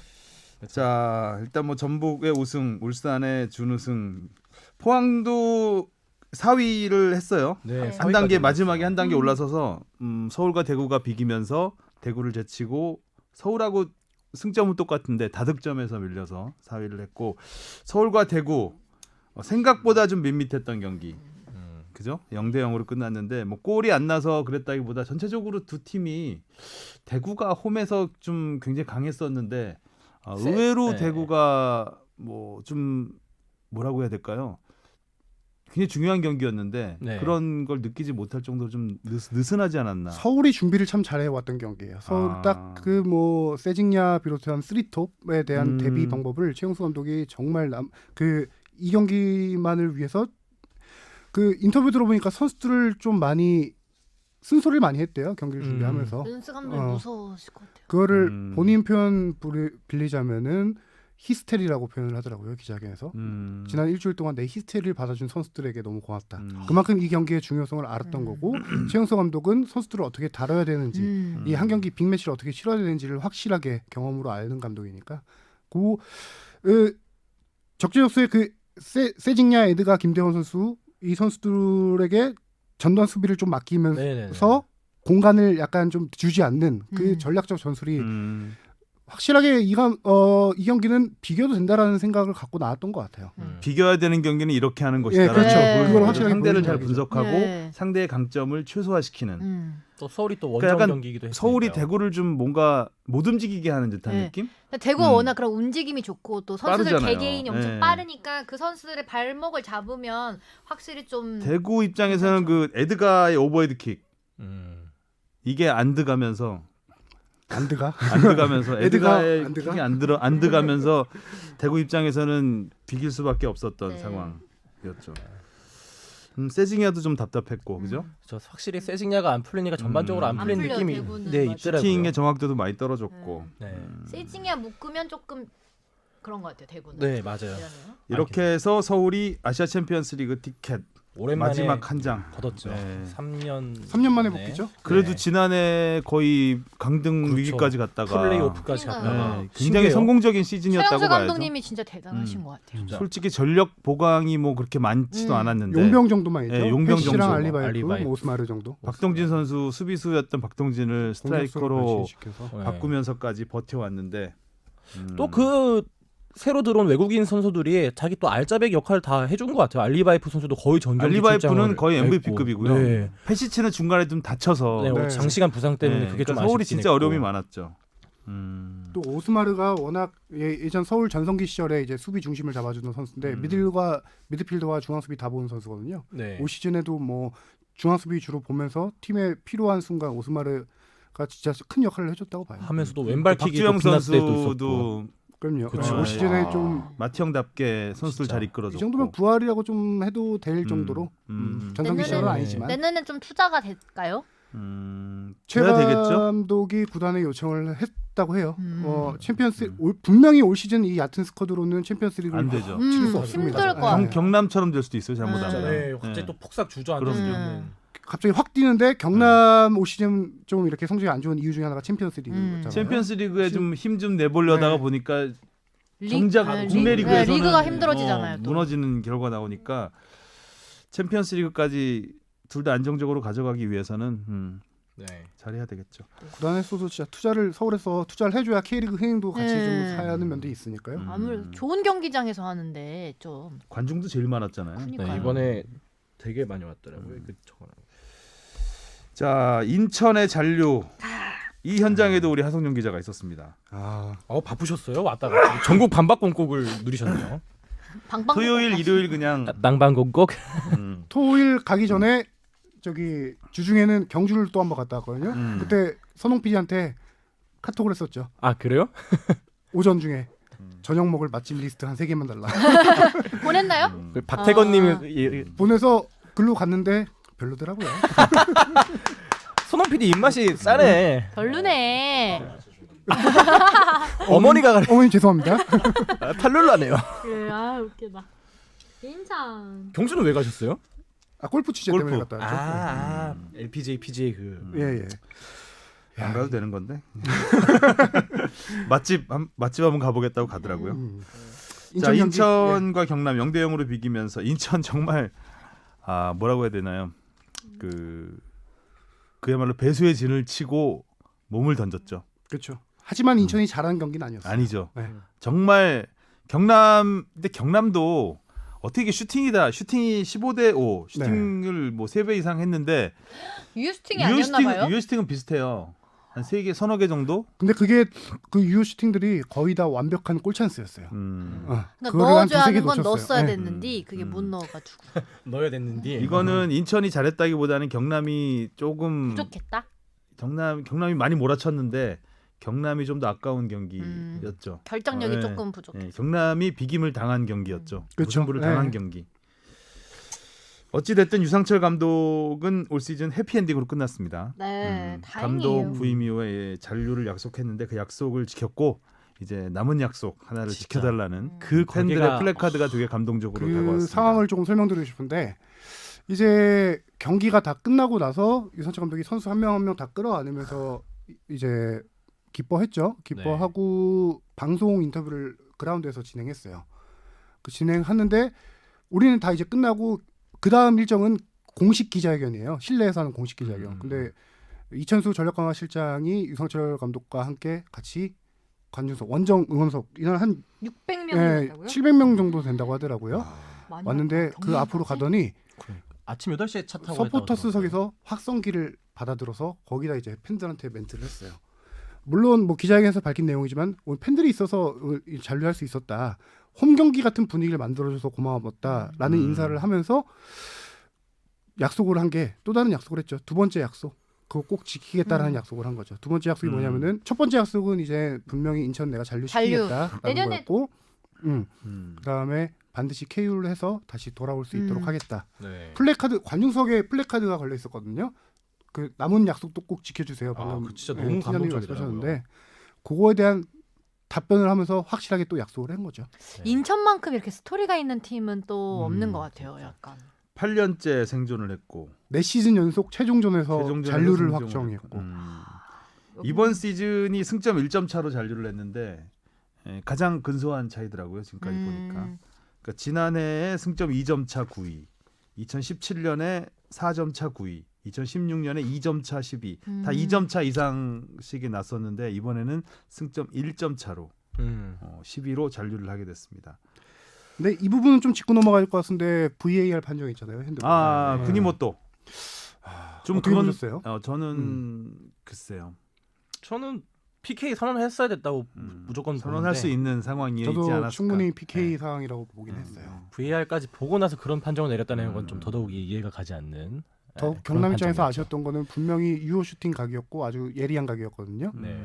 통과됐다라고 하면은 충분히 골키퍼가 뭐 잡을 수도 있었겠지만 천에서 리바운드 상황에서 모든 그게 상황이 벽을 벌어질 뚫는 수 상황이었기 있도록. 때문에 그렇죠. 또 아마 시야에서 골키퍼가 쳐내긴 어려웠을 거예요. 네. 굴절될 수도 왜냐하면 있고. 골키퍼는 그 반대쪽을 막고 있었기 때문에 그 벽을 뚫어버리면은 그런 식으로 낮게 뚫어버리면은 골키퍼가 보고 뛰어도 슈퍼 쉽지 세이브를 해도 리바운드 된 상황에서 경남이 또 넣을 수도 있는 상황이고 상당히 이날 경기에 이제 가장 핵심 포인트 중에 하나라고 보는데 판정은 좀 아쉬웠죠. 그러니까 이 수비수의 의도를 본다는 게 어떻게 속마음을 알겠습니까? 그 본능적으로 좀 늦게 뺄 수도 있는 것이고, 근데 사실 손이 좀 많이 좀 벌어지긴 했던 상황이었죠. 네. 의도를 떠나서 그건 좀 불렀어야 되는 장면인 것 같긴 했었어요. 그랬으면 PK면 또 어떻게 될지 몰랐어요. 네. 의도를 일단 보니까요, 먼저. 야, 정말 그 경기 막판이었잖아요. 그렇죠. 우리는 이제 VAR 하는 동안 벤치를 보는데 벤치에서 진짜 인천 벤치에서 기도를 하더라고요. 근데 기사 보니까 뭐 경남 팬들은 뭐 이거 무조건 PK다 이러면서 뭐 이제 어느 정도 승리를 좀 바라고 있었던 경남 걸로 알고 팬들 있었는데. 입장에서는 화가 날 만한 판정이었죠. 네. 그 중계는 안 나왔는데 제리시 선수는 아예 공을 두고 페널티킥 차러 가고 있었어요. 네. 아, 그리고 들고 있다가 아. 이제 아니라고 하니까 황당해가지고 공 갖고 심판한테 오고 그랬던 상황이 있었죠. 이것도 오늘 그러면은 심판 회의 뭐 하겠죠? 하는데 뭐 어떻게 나올지는 모르죠. 네. 네. 기다려봐야 근데 되겠네요. 보통 이제 마지막 다 끝나고는 그쵸, 이렇게 또 뒤끝 장렬이라고 해가지고 이렇게 뒤끝을 잘 남기지 않는 경우가 있어서 조용히 또 넘어가야죠. 아름다운 미담을 남기고 끝난 경기이기 때문에 그러네요. 또. 이거에 대해서 5점이라고 해야 되나요? 그런 판정은 하지 않을 것 같은데요. 경남은 이제 플레이오프를 네, 아직 남아 있으니까요. 네. 부산과 플레이오프를 홈앤더웨이로 엄청 하게 되죠. 준비하겠죠. 네. 그렇습니다. 자, K리그 소식 그리고 이제 어제 뭐- K리그 시상식이 있었습니다. 네. 시상식 또 하성룡 기자가 다녀왔습니다. 저는 작년엔 갔었는데 기자가 올해 못 하성룡밖에 없어. 갔거든요. 이종찬 기자 휴가 갔거든요 지금. 아 그래요? 어때? 어제 뭐 분위기는 다 어느 정도는 예상됐던. 근데 이제 문선민과 김보경의 MVP MVP 대결이 음. 솔직히 이제 최종전 전까지는 김보경 쪽으로 기우는 게 아닌가. 울산이 우승하면 당연히 김보경인 것이고. 네. 근데 마지막 경기에서 물론 문선민 선수가 마지막 경기에서 뭐 큰 활약을 하지는 못했지만 뭐 객관적으로 봤을 때 전북의 그 떨어지는 전력을 끌어올려 준 게 또 민선민이었고 네네. 기록상으로도 10골 10도움. 그쵸. 기록상으로도 김보경 선수보다는 조금 좋았고 네. 했기 때문에 문선민도 가능성이 있지 않았을까 했는데 김보경 선수가 MVP 김보경 선수가 받았습니다. 그러니까 네. 문선민 선수가 공격 포인트 20개, 음. 그리고 김보경 선수가 13골에 9도움 22개. 더 많군요. 예, 더 김보경 선수가 더 많았죠. 근데 그렇구나. 이제 중요했던 거는 뭐 감독과 주장, 기재단 투표 결과로 결정이 되는데 약간 팀 공헌도를 본 것 같아요. 뭐냐면은 김보경 선수의 골 순도가 상당히 높았어요. 13골 중에 결승골이 많았죠. 7골이 결승골인가 그랬어요. 음. 승부를 좌지우지하는. 그에 반면에 문선민 선수는 뭐 헤트트릭을 기록하기도 했지만 약간 제가 이건 뭐 몇 경기 결승골 넣은지는 문선민 선수 체크해보진 않았는데 그거보다 확실히 적어요. 문선민은 선제골이 더 많았던 네. 것 같아요. 일단 기선을 잡는 선제골이 좀 더 많았던 것 같고. 제 생각에는 또 그것도 좀 반영이 되지 않았을까. 이제 문선민 선수는 이제 김신욱 선수 나가고 나서 이제 그 이후에 좀 활약을 하는 느낌이 있었다면은 그렇죠. 김보경 선수는 시즌 시즌 이제 내내 고루고루 좀 이제 맞아요. 활약한 느낌이 있어서 또 그것도 좀 반영이 됐지 않았을까. 저는 사실 이제 이 두 선수도 두 선수인데 세징야 선수가 더 아깝다는 생각도 많이 들기도 하고 개인적으로 좀 그렇더라고요. 저는 세징야 선수가 워낙 잘해줬었고 또 MVP가 되지 않을까라는 타가트의 생각도 득점왕을 있는데. 기원하셨던 분이 갑자기 세징야가 갑자기 아깝다고 왜? 하면 어떡하십니까? MVP예요, MVP. MVP. 네. 뭐 아까워하시고요. 네. 일단 김보경 선수 저는 이제 김보경 선수의 그 소감 말을 너무 잘하던데 유튜버니까. 말 잘하죠. 네, 저런데 그 약간 김도훈 감독이 이제 경기 끝나고 2등은 기억하지 않는다라는 말을 했어요. 이제 그걸 인용해서 얘기를 했는데 2등을 기억할 필요는 없지만 실패로만 생각하면 정말 실패다. 이 경험을 가지고 내년에 다시 우승에 도전해야지 성공하는 것이다. 뭐 이런 얘기를 했어요. 그 어제 리포트에 네, 그 문장을 다 쓰고 싶었는데 너무 길어서 진짜, 중간에 잘라서 썼죠. 저도 김보경 선수가 딱 이름이 거론됐을 때 개인적으로는 소름이 돋았고 제일 처음에는 이제 위트 있게 저는 받을 줄 알았어요라고 얘기했다가 이게 그 수상 소감을 풀어 나갔고 후반에는 좀 감동이 좀 오는 그런 수상 소감이었습니다. 근데 김보경 선수는 그러니까 자기가 받을 줄 알았는데 하면서 다 웃었죠. 네. 저는 우승을 하지 못해서 포기를 했었다. 네, 라는 그렇게 말을 얘기했죠. 네, 좀 짠하게 얘기를 했어요. 그 김보경 선수 멘트 중에 하나 또 기억에 남는 게 올 시즌 정말 큰 꿈을 품고 울산에 입단했다라는 멘트를 했었어요. 그건 아마 뭐 우승하고 MVP 타고 했는지 베스트 11 타고 했는지 기억이 안 나는데 그만큼 김보경 선수가 우승에 대한 꿈이 간절했고 올 시즌 그렇게 준비를 잘했어요. 김보경 선수가 뭐 사적인 자리에서도 얘기했는데 개인 트레이너를 쓸 만큼 그 KBK 유튜브에서 방송에 나오는 PT 하는 거 있잖아요. 그렇게 개인 트레이너를 쓰고 훈련이 없을 때도 개인 훈련을 어느 해보다 많이 할 만큼 올 시즌 가장 많이 운동을 했다고 해요. KBK 방송하는 게 누구에게 보여주겠다라고 해서 일부러 운동을 하는 게 아니라 자기가 운동을 하는 거를 보여주는 거예요. 그만큼 올 시즌에 자기가 운동을 많이 하고 준비를 한 것만큼 우승을 못했기 때문에 워낙 상실감이 컸어요. 경기 끝나자마자 플래시 음. 인터뷰 우리 진행했는데 약간 눈시울을 붉을 정도로 약간 뭐 너무 아쉬워했는데 그 와중에도 인터뷰 해주더라고요. 고맙더라고요. 아, 맞아요. 그때 또 인상 깊었던 게 경기 지고 나서도 팬 서비스 다 했잖아요. 네. 아 맞아요. 했어요. 아, 그것도 그게 화제가 참- 됐죠. 그 사진도. 짠하면서 멋있다. 이 사람 그러니까요. 멋있어요. 네, 네, 김보경 괜찮다, 선수 참 라는 멋있어요. 생각이 들었습니다. 트로피 다 봤을 그러니까 텐데. 이 김보경 선수도 좀 어떻게 보면 기구하잖아요. 이제 제일 처음에는 기구하죠. 뭐 제2의 스포트- 박지성, 네, 스포트라이트를 했다가- 받은 거에 비해서는 좀 네. 늦게 핀 꽃. 잉글랜드 갔다가 또 일본 갔다가 다시 이제 뭐 K리그로 돌아왔는데 경기는 안타깝게 이제 뭐 리그에서 우승은 못했지만 MVP 받아서 또 네. 감동적이었습니다. 김보경 선수가 MVP 또 뭐 수상자 중에 특기할 만한 걸 보면 조현우 선수 네. 5년 연속 수상을 했어요. 그러니까 2부 리그에서 2번 받고 1부 리그로 올라와서 또 3번 연속 받고 5년 연속 이런 경우도 처음인 것 같은데 1부 리그에서 3년 연속 받은 경우는 권순태 이후에 처음이더라고요. 조현우 선수도 참 우여곡절을 많이 겪었던 한 시즌.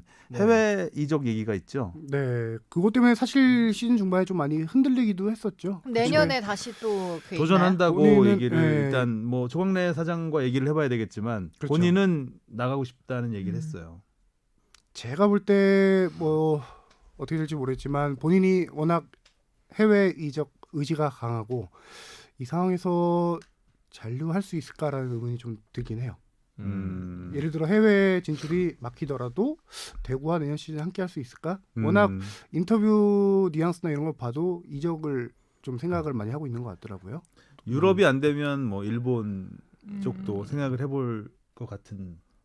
또 뭐 느낌이 한간에는 또 이게 루머로 돌고 있는 게 이제 K리그 골키퍼 이동설이 또 막 그렇죠. 돌고 네. 있더라고요. 뭐 네, 누가 뭐 J리그 가고 또 누가 또 상위권 팀으로 가고 이런 골키퍼 자원들이 이렇게 많았던 경우가 있나 싶을 정도로 그렇죠. 이제 이광현 선수는 강원의 이광현 선수는 마지막 경기도 나왔지만 거의 뭐 내년 시즌은 일진으로 일진 주전 주전으로 뛸 것 같은. 갑자기 어. 네, 광현 확실하게 시즌 막판에 이제 이광현 선수를 계속 김명수 감독이 네. 한 거는 뭐 내년 시즌뿐만 아니라 쭉 앞으로 이제 보겠다라는 의중이 딱 보이죠. 그래서 지금 뭐 골키퍼 거의 뭐 풍년이라고 할 수 있을 정도로 그렇죠. 뭐 기억나는 많은 선수만 해도 뭐 네. 노동건 선수, 뭐 많죠. 정산 선수, 뭐 네. 김순규 선수도 이번에 뭐 실책 때문에 아쉬움이 있었지만 시즌 계속 잘해줬었고요. 일진이잖아요 국가대표. 그렇죠, 일진이죠. 일진 너무 어. 웃기다. 일진 이진. 원래 이제 지난해 기준으로 하면은 전북이 워낙 일찌감치 우승을 확정했었잖아요. 일진감치. 그래서 전북 우승 확정하고 난 뒤에 이제 남은 기간 동안에 워낙 선수 이적에 대한 얘기들이 활발했었어요. 근데 올 시즌은 최종전까지 왔잖아요. 거기다 또 다들 울산의 우승이 유력한 상황이었고 전북의 준우승 뭐 이렇게 보고 있던 상황에서 이 결과가 뒤집혔기 때문에 지금 구단도 두 구단이 머릿속이 상당히 복잡할 거예요. 내년 시즌 울산. 네, 그렇죠. 그래서 한 12월 중순 말 정도에 한번 이적 얘기도 한번 정리해 보는 게 아직은 조금 재밌겠네요. 이르다. 그쵸. 네. 최종전 끝난 지 얼마 안 돼서 좀 이른 상황이고 그때 한번 정리를 해드릴게요. 그렇습니다. 베스트 11은 우리 이제 뽕 PD가 좋아하는 세징야가 들어가 있네요. 하가트도 있어요. 네. 뭐. 울산이 3명, 전북이 3명씩 됐고 최전방에 주니오 타가트 뭐 득점 1, 2위 네. 예상했던 거고 미드필드에는 세징야, 완델손, 문선민, 김보경 정말 미드필드가 치열했을 네. 것 같은데 네, 아우. 그다음에 완델손 잘하지. 포백에 홍철, 김태환, 홍정호, 이용 선수까지. 네. 센터백이 근데 한 명밖에 없어요. 이것도 좀 이게 이유가 있는 그냥 게 수비수를 아. 전체적으로 뽑기 때문에 네. 예. 그러니까 윙백과 그 센터백을 이렇게 분리하진 않아요. 네. 이전까지는 아, 분리했었는데 분리했었나요? 이전까지는 분리해서 각 왼쪽 측면 수비수, 중앙 수비수 2명, 오른쪽 아. 측면 수비수, 그다음에 미드필더도 윙어 양쪽, 그다음에 아. 가운데 미드필더 세분화를 후보를 했었군요. 세분화해서 분리했었는데 올 시즌부터인가 확실히 없앴어요. 아. 그냥 공격수, 수비수, 미드필더 이렇게 구분 없이 그렇게 해서 이게 포지션 불균형이 좀 오죠. 그렇죠. 이 베스트 11 가지고 뭐 어디 대회 나갈 건 아니니까 그냥 네. 지역으로 구분을 한 것 같습니다. 자, 감독상은 모라이스. 이것도 굉장히 치열했죠. 김기동 감독. 저는 개인적으로는 모라이스 감독 충분히 받을 만한데 김기동 정말 감독은- 드라마틱한 능력을 보여준 감독은 김기동 감독이 네, 좀 아닐까. 아쉬우실 것 같아요.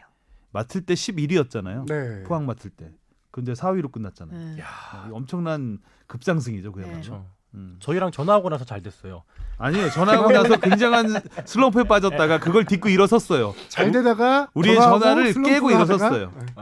결과로 잘 됐으니까 잘 된 거죠. 뭐. 아니, 울산 경기 가운데 김기동 감독이 되게 반가워하더라고요. 아 그래요?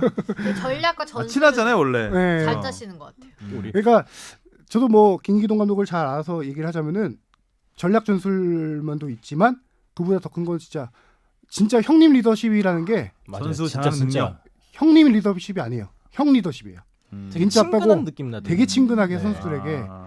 선수들이 가진 능력을 네 편하게 이렇게 하자 뭐 하면서 끌어내는 감독이에요. 김기동 감독은. 예. 확실하게 포항 선수들도 상당히 선수들이 좋은 구성이 괜찮아요. 이번에 또 김승대 선수 보낸 다음에 보낸 다음에도 예, 나름 기쁨이 전력이 일었었잖아요. 네. 흔들릴 수 있는 상황인데 오히려 더 잘 풀리는 것 같은 느낌도 있었고. 네. 그러니까요. 외국인 선수들이 잘 해주면서. 선수들의 능력을 확실히 끌어올릴 수 있는 그런 마지막 형님 최종전에서 진정한 승자는 김기동. 네, 약간 그런 느낌이어서 선수들 영일만 색가루 잔뜩 뿌리면서. 경기 전에 만났을 때 했던 얘기는 우리가 울산을 이기고 하지만 우승은 울산. 울산이. 예. 그렇게 하는 게 제일 아. 좋은 그림이다라고 했는데 좀 안 됐죠. 그러려면은 그 9대8 정도인가요? 뭐 사람들 예상한 뭐 그게 있더라고요. 아 챔피언스리그 가기 위해서 네, 8골 이상 넣어야 넣고 이제 아. 울산도 이기려면 막 이래서 이제 9대8 정도 나오면 아. 최상의 시나리오다 이랬는데. 주바페 공부 진짜 많이 하고 많이 왔네. 했네. 아나운서. 요새 커뮤니티 하세요? 갤러리 들어가시는 것 같은데. 이제 뭐 그렇게까지는 안 돼서. 어, 네. 네. 기동전사님.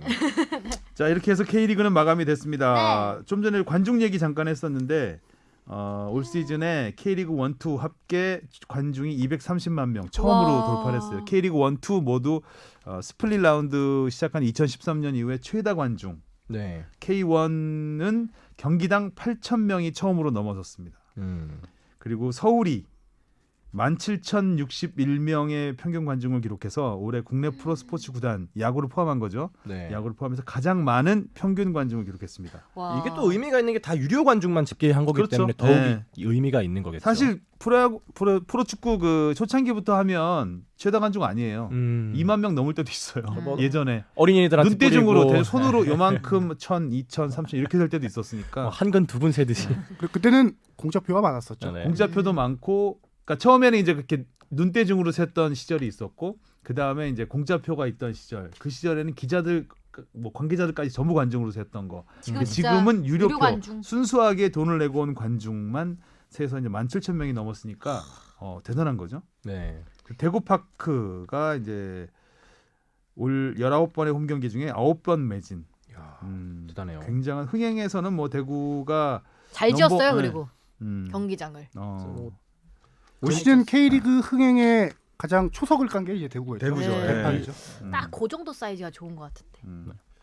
곽대구가 생각날까요? 이제 K리그 뭐 앞으로 과제는 하고 뽕 작가가 여기 써놨는데 시간이 더 일찍 좀. 과제는 뭐 챔피언스리그죠. 챔피언스리그 잘 되는 이제 것 같아요. K리그 흥행 탔으니 네. 챔피언스리그에서 그렇죠. 이제 성적을 내는 게 너무 빨리 떨어졌잖아요. 네. 지금 몇 년 작년도 동안 그렇고 지난해도 그렇고. 4강에 간 팀이 없잖아요. 지금 몇 년 동안. 그런 면에서 내년 시즌에는 이제 챔피언스리그에서의 성적을 기대해 보고. 자 프로축구 어제 시상식 전에 이사회가 하나 있었는데 네.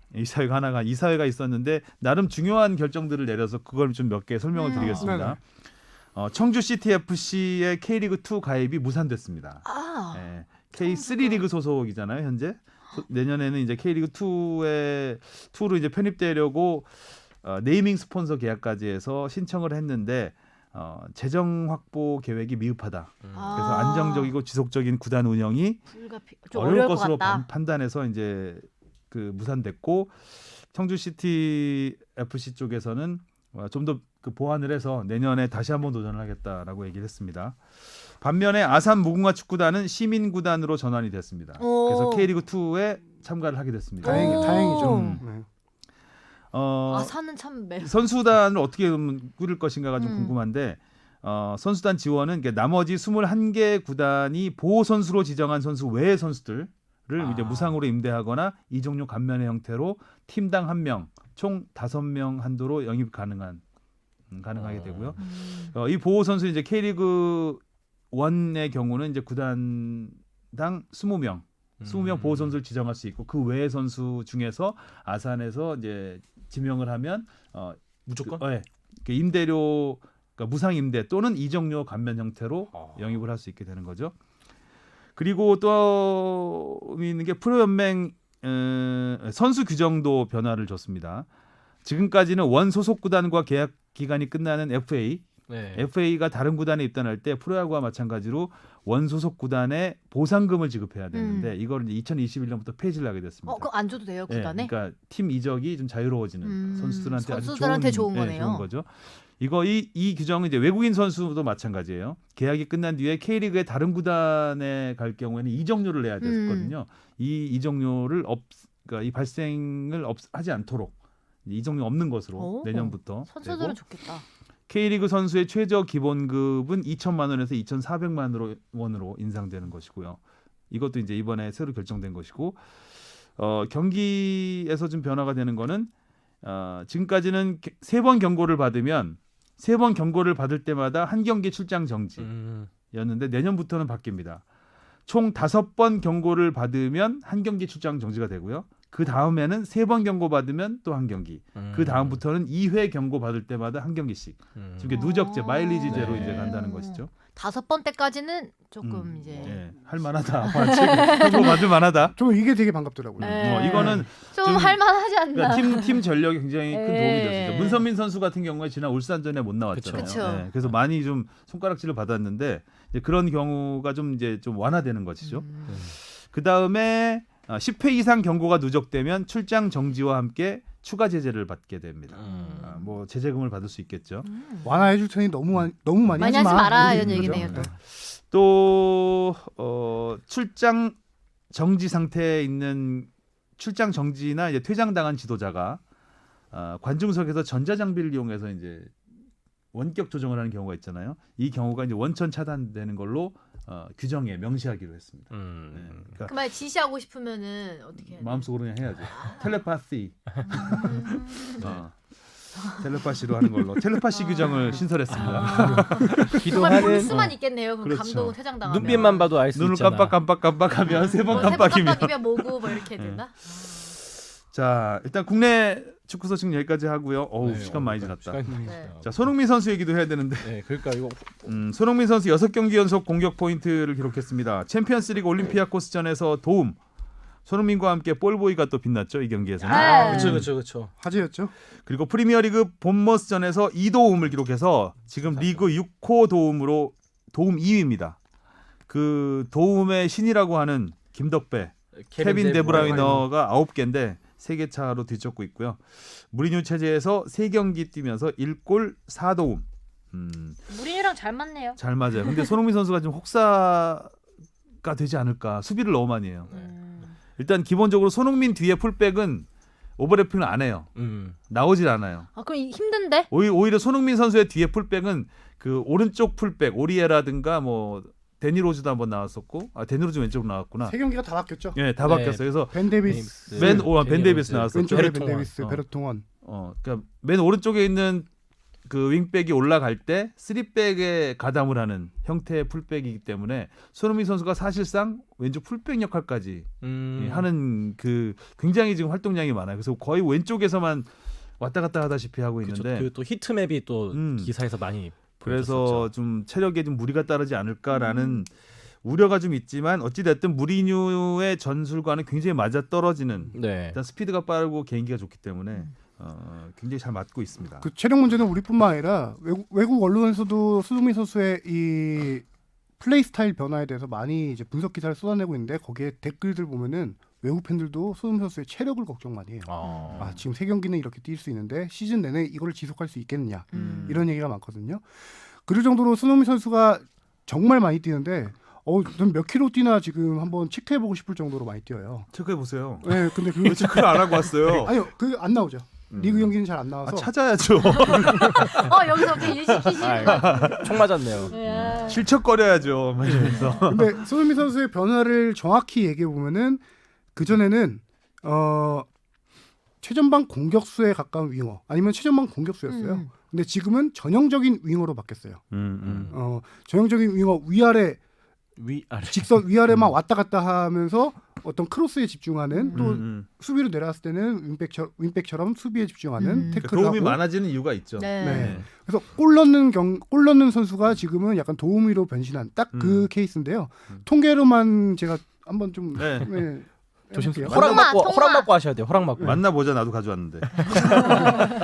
통계 배틀. 포체티노 감독 시절의 최근 3경기와 무리뉴 음. 감독 부임 후 최근 3경기. 음. 자, 골수를 비교해 볼게요. 음. 그전 3경기에서 포체티노 감독은 3경기에서 3골 넣었어요. 무리뉴 감독 3경기에서 1골. 근데 어시스트 수 포체티노 3경기에서 하나. 무리뉴 감독 때 4개. 이 딱 골 넣는 선수가 도우미로 변신했다라는 거 이걸로 설명이 되는데 어느 정도 전형적인 수비형 전형적인 윙어로 변신했냐. 한간에서는 또 수비형 윙어라는 얘기까지 네. 나올 정도로 태클 수 변화예요. 아 맞아요. 맞아요. 포체티노 감독 때는 3경기에서 9개 태클했는데 지금 무리뉴 감독에서 17개를 했어요. 오, 거의 2배를 많이 네. 했네요. 거기다 성공 횟수도 많아졌고 그 또 키패스가 4개, 8개, 2배 이상 증가했어요. 이 통계 앞에 한가영님이요? 나왔지만 통계가 큰 의미가 없다라고 하시지만 이 통계는 상당히 의미가 있는 그렇죠. 게 요거는 의미가 이 있네요. 손흥민 선수의 플레이 스타일 변화를 통계만으로도 확 한눈에 볼 수 있는 또 거죠. 하나 의미 있는 통계 있잖아요. 슈팅 수. 그렇죠. 슈팅 슈팅 수 수가 확 감소. 줄었죠. 지난 본머스에서 슈팅 2개 했어요.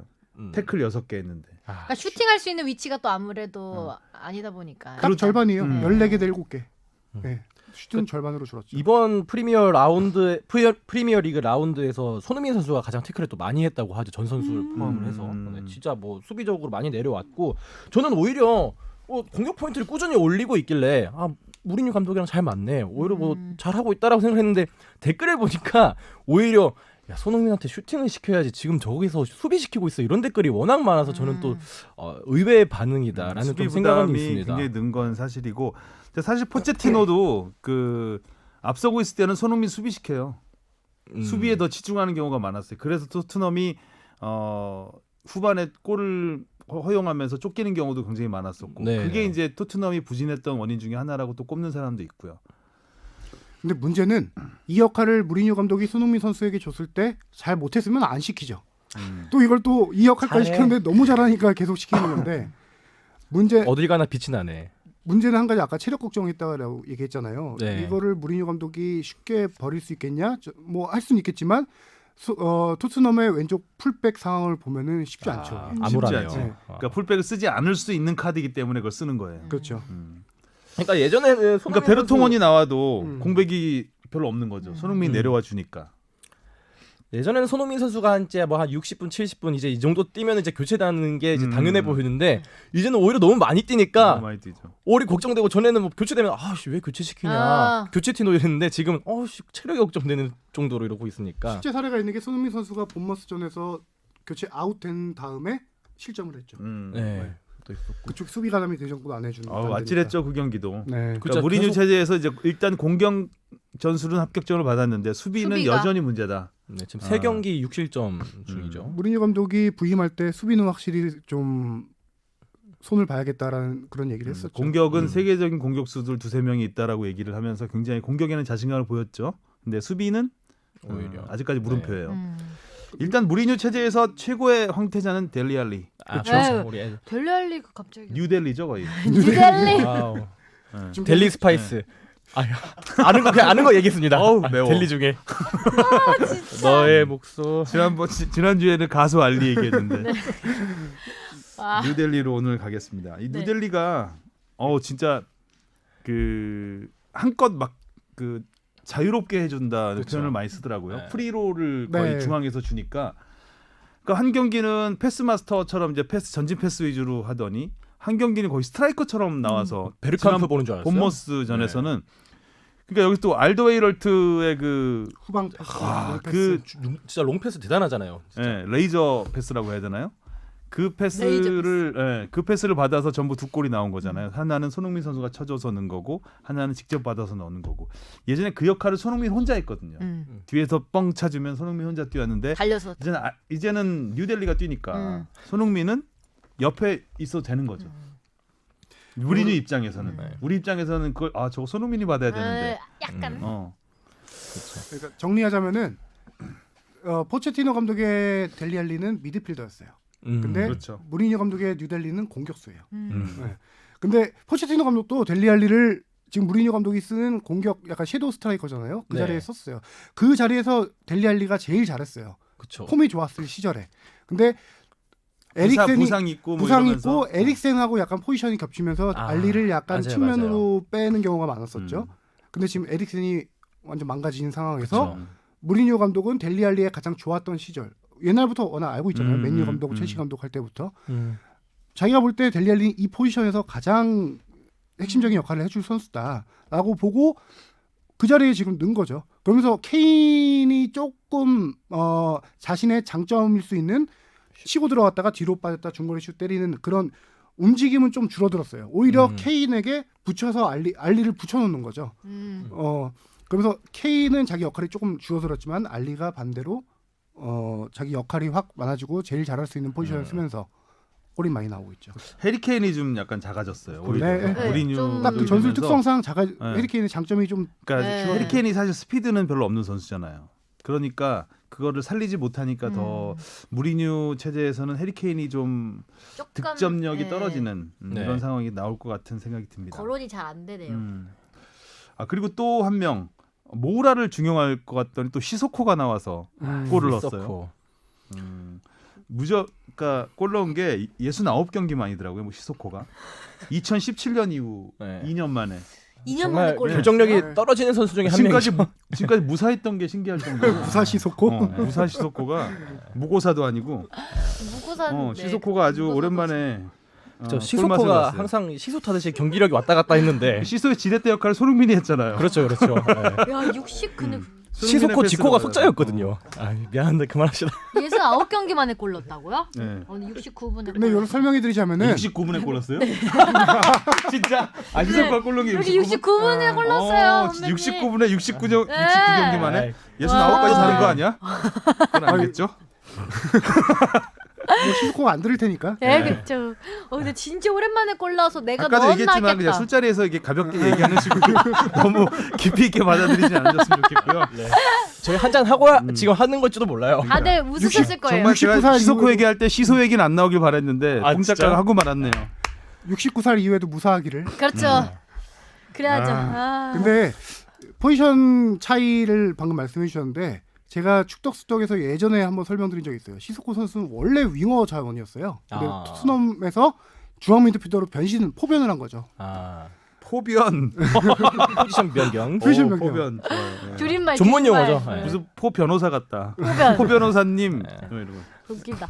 근데 뭐 당연히 그 위치에서도 골을 넣는 선수들은 넣는데 시소코 같은 경우는 많이 못 넣는데 이제 측면 공격수로 가면서 아무래도 공격 기회가 더 많아지다 보고 이번에 워낙 손흥민 선수의 크로스가 좋았고 기가 막혔죠. 네, 역습 상황에서 너무 이번에 웃기다. 그렇게 포지션 변경에 따른 이제 골이라고 봐야 되죠. 네. 근데 손흥민 선수가 이때 재밌는 얘기했죠.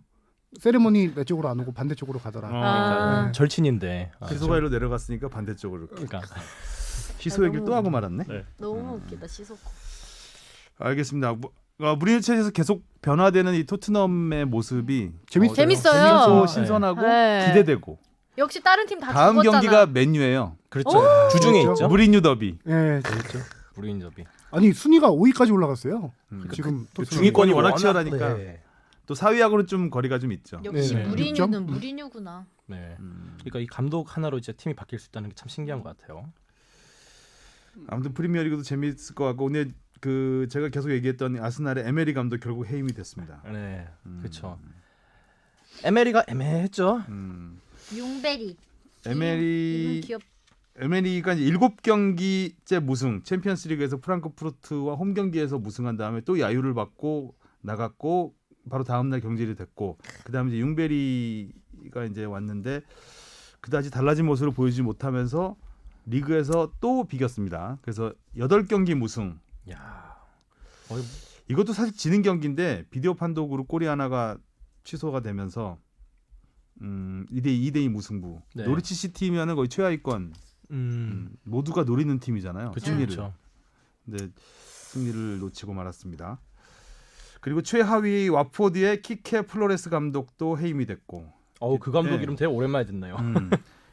이 선수랜다. 이 감독이 그 지난 7월에 중국 상하이 선화에서 해임이 됐거든요. 네. 뭐 한국에 온다는 뭐 설도 한국 좀 얘기도 있었죠. 네. 플로레스 감독.